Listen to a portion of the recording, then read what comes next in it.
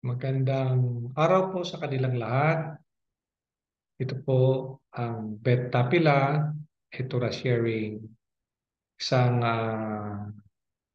small ministry sharing na nabuo namin mag-asawa para ma-share namin sa inyo po kung anong nasa puso namin at kaisipan at paniniwala namin. So ang mission po namin ay to share the word of truth, which is the Torah of our Savior. So, at ang vision po namin ay to be able to seek and to enter the kingdom of the Son He loved. Meaning to say, uh, ang nung pumunta ang ating Savior dito sa mundo, ang kanyang teaching is about the kingdom of heaven. Kaya ito po yung aming vision na nakikita kung sakaling paniniwalaan po ninyo ang aming mga sharing. Bakit po Bet Tapila ang napili naming pangalan ng aming Torah sharing? Ito po ay aking ipapaliwanag. Pero bago ang lahat, ay gusto ko munang talakayin kung anong ibig sabihin ang salitang Torah at kung saan salita nanggaling ito. Ang Torah ay isang salitang Hebreo na ang ibig sabihin sa English ay teachings or instruction o sa Tagalog ay turo or tagubilin. Pero pag translate sa English, ang salitang Torah ay law. Itong salitang Torah ay nanggaling sa ating Creator na binigay kay Moses na isinulat niya sa kanyang mga teachings and instruction o mga turo at tagubilin para sa mga Israelita noong sila ay lumabas sa Ehipto mahigit ng 3,500 years na taong nakalipas. Para sa kalaman ng lahat, ang unang 5 libro ng Eskriptura o Biblia ay sinulat ni Moses gamit ang kanyang lengguwahe na Hebreo at original na Hebreo alphabet. At ito yung Genesis, Exodus, Leviticus, Numbers at Deuteronomy. At ang tawag sa 5 libro na ito ay Torah, meaning His teachings and instructions as we have defined above. Kaya ang nilalaman nitong 5 libro na ito ay mga turo at tagubilin ng ating Creator para sa lahat ng mga creation niya. Dito nakasaad ang buong kaugalian at mga katangian ng ating Creator na gusto niyang hubugin sa kaugalian at katangian sa lahat ng taong nilalang niya. Ito ang pangunahing intensyon ng ating Creator kung bakit tayo nilalang niya in His image and likeness na nasa Genesis chapter 1 verse 26.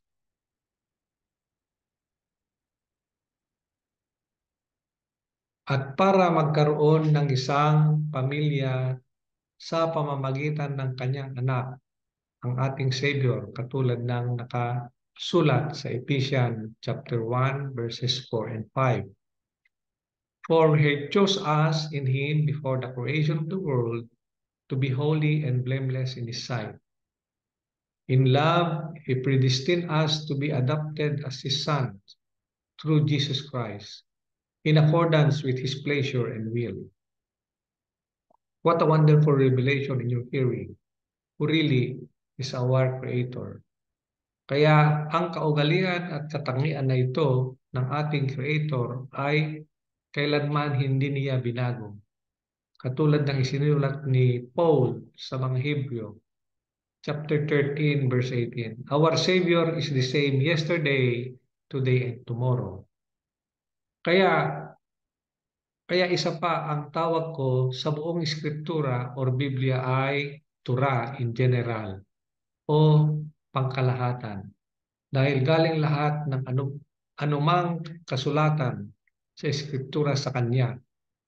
Lahat ng isinulat ng mga propeta at mga apostoles niya ay galing sa Kanya. Katulad ng nakasulat na ito. All scriptures is God's breath and is useful for teaching, rebuking, correcting, and training in righteousness, so that the man of God may be thoroughly equipped for every good works. Yan po ay nasa 2 Timothy chapter 3 verses 16 and 17. Ito ay pinatutuhanan din ni Propeta Isaiah at sabi niya, "For the Lord is our judge, the Lord is our Torah giver, the Lord is our King, He will save us." Yan po ang nakasulat sa Isaiah 33 verse 22. At ito din ang sabi ni Apostol James, there is only one Torah given, there is only one Torah giver and judge, he who is able to save and to destroy. That's in James 4 verse 12.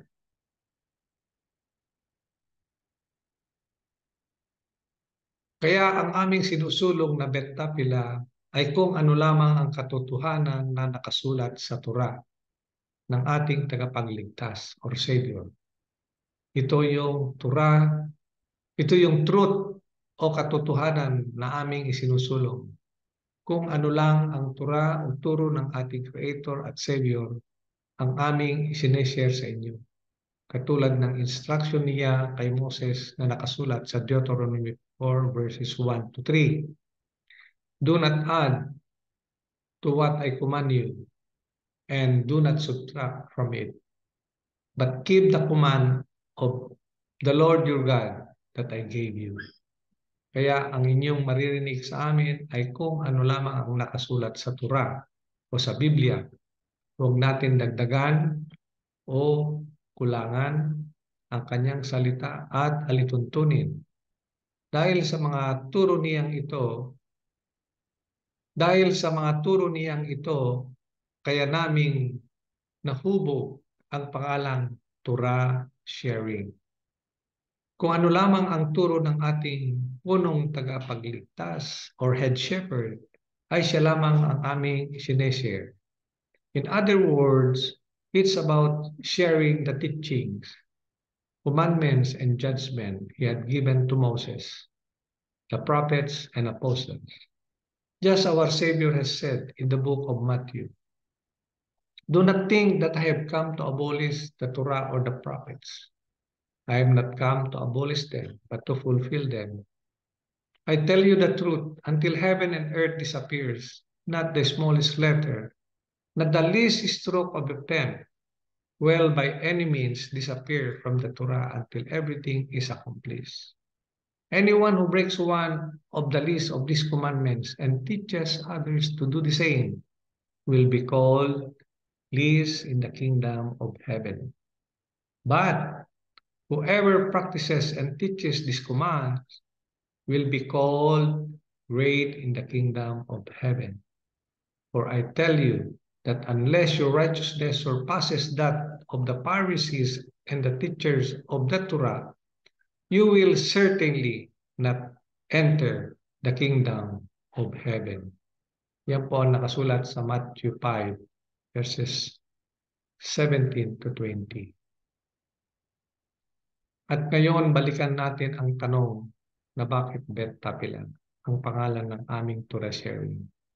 Ang salitang Bet Tapila ay galing din sa salitang Hebrew na ang ibig sabihin ng Bet ay house at Tepila ay prayer, kaya house of prayer o sa Tagalog ay bahay, dasalan. Hango itong salita na ito sa Isaiah 56 verse 7. "For my house will be called the house of prayer for all nations." O sa Tagalog naman ay sapagkat ang aking bahay ay tatawaging bahay na panalanginan para sa lahat ng mga bansa. At ngayon, bakit house of prayer for all nations? Dahil ang bahay namin ay dinedicate namin sa ating Creator and Savior. Ibig sabihin, ang pintuan ng aming bahay ay bukas para sa lahat ng tao na gustong mag-aral at malaman ang katotohanan tungkol sa ating Creator at Savior. It is a Torah sharing activity, mission, and undertaking na binuo naming mag-asawa. Nang aming layunin ay para maibahagi o ma-share ang the word of truth that is in the Torah of our Savior. Or sa Tagalog, maibahagi namin ang totoong salita na nasa Torah ng ating tagapagligtas. Katulad ng nakasaad sa Colossus chapter 1 verse 5.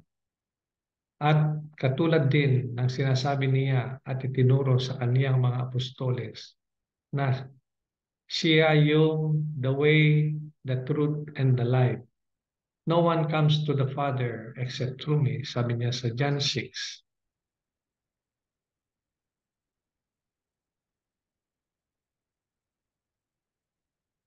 Itong Torah sharing through Bet Tapila ay para matugunan natin ang utos ng ating tagapagligtas bago siya umakyat sa langit.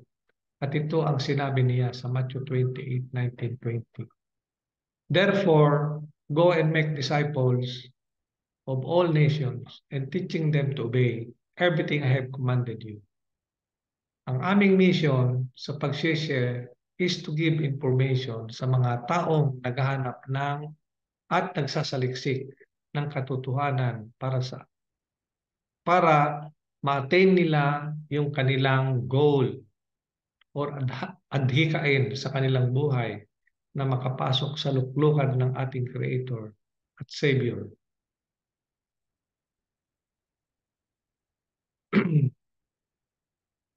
At Savior na tinatawag nilang kaharian, the kingdom of the Son He loves. That's in Colossians 1 verse 13. Kaya para ma-attain natin itong goal na ito, ay dapat sundin natin lahat ng kanyang turo at tagubilin na bawat salita na nagmumula sa kanyang bibig. Katulad ng utos niyang ito na, but seek first the kingdom and His righteousness, and all these things will be given to you as well. At man shall not live by bread alone, but by every word that comes from the mouth of our Creator. That's Matthew 6, verses 33, and also in chapter 4, verse 4. Dapat ito ang priority ng bawat isa sa atin kung totoong tapat at dalisay ang ating hangarin na mabuhay na makapasok sa kaniyang kaharian. Lalong-lalo na sa mga senior citizen. It's high time for us to change the course of our life. That is to take heed upon the calling of our Savior, to seek first His kingdom. Sa mga senior, kung hindi ngayon, kailan pa?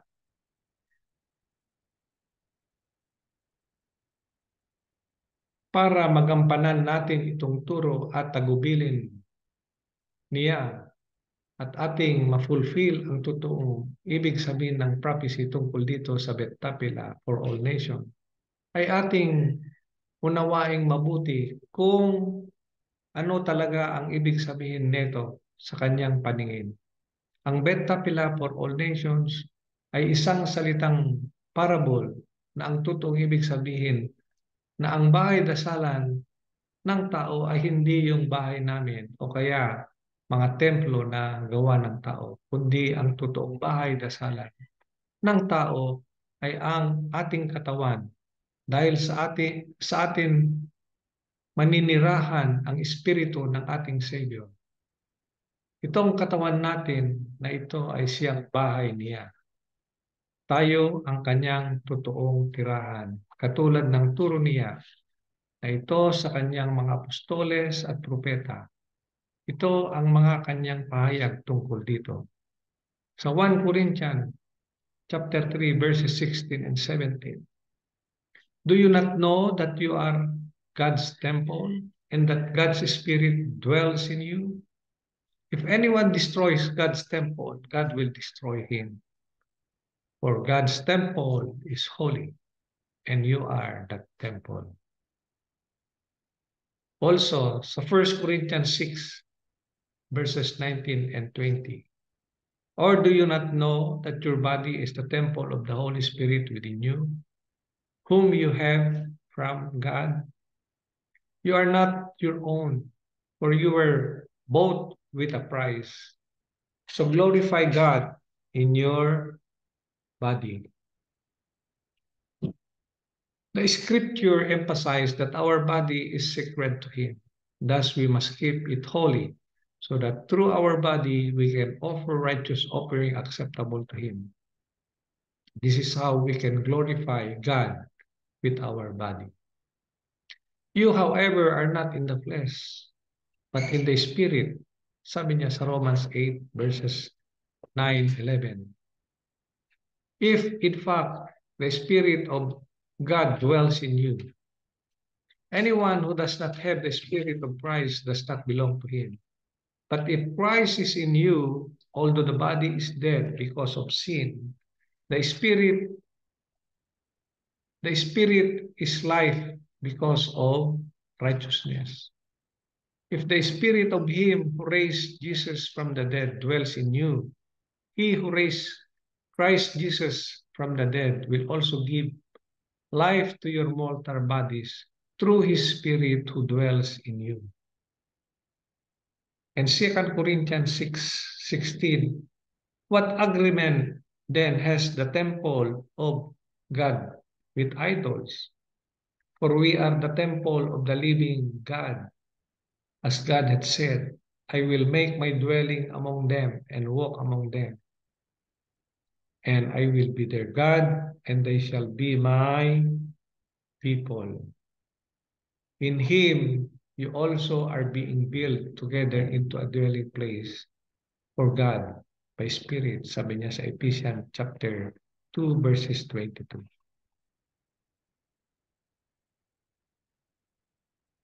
Also, in 1 Timothy chapter 3, verse 15, sabi ni Paul, if I am delayed, you will know how people ought to conduct themselves in the household of God, which is the church of the living God, the pillar and foundation of truth.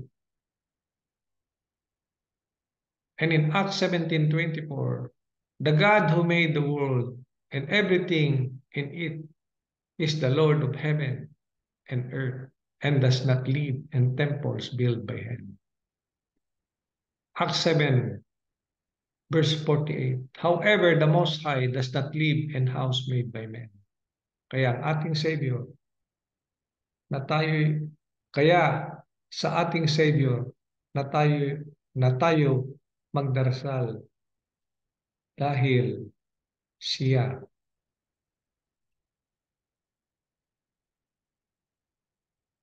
Sa puntong ito ay gusto ko lamang linawin na ang aming isi-share ay para lamang sa mga naghahanap at nagsasaliksik ng katotohanan at hindi para sa lahat. Kasi marami sa aming isi-share dito ay taliwas at nakakaiba sa kaisipan at pananampalataya ng mundo. Ang aming hangarin ay hindi upang mag-criticize o makipagdebate sa anumang relihiyon. Hindi rin namin sinasabi na kami lamang ang tama at kami lamang ang maliligtas. Kayo ang bahalang maghusga kung ang aming isi-share ay tama sa mata ng ating Creator o mali. Dahil pagdating ng ating Savior, nahusgahan ang mundo, siya mismo ang maghuhusga kung ang iyong gawa ay sang-ayon sa kanyang tura o hindi. Kaya nasa inyo ang pasya. Hindi kami namimilit at hindi kami mag-convert. Kaya pinaalalahanan at inuulit ko sa puntong ito na yung mga makikinig sa aming mensahe ay hindi po para sa lahat. Ito ay para lamang sa naghahanap at nagsasaliksik ng katotohanan. Ngunit kung gusto naman ninyong pakinggan ang aming mensahe at sharing, sinuman ay malayang pakinggan ito out of curiosity, ika nga sa English. Dahil hindi naman masama ang makinig ng turo o teaching ng iba. Anong malay mo, makapulot ka ng magandang turo at asal sa iyong pakikinig at mabuksan ang iyong mata at puso para maunawaan mo ang katotohanan. And lastly, ay,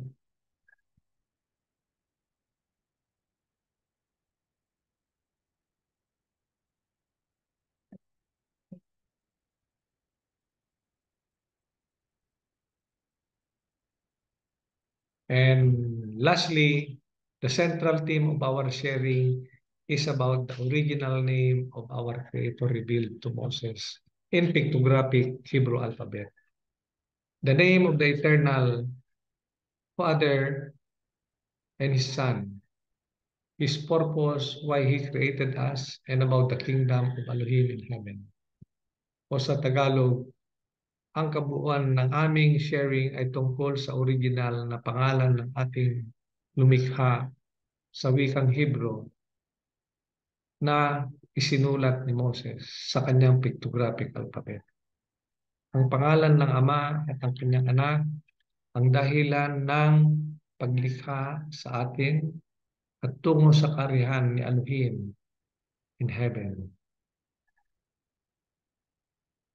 Kaya ang aming panalangin ay may mapulot at matutunan kayong kaalaman dito sa nabasa ninyo para sa ikakabuti ng inyong relasyon sa ating Creator. Maraming salamat sa inyong lahat at magandang araw sa inyong muli.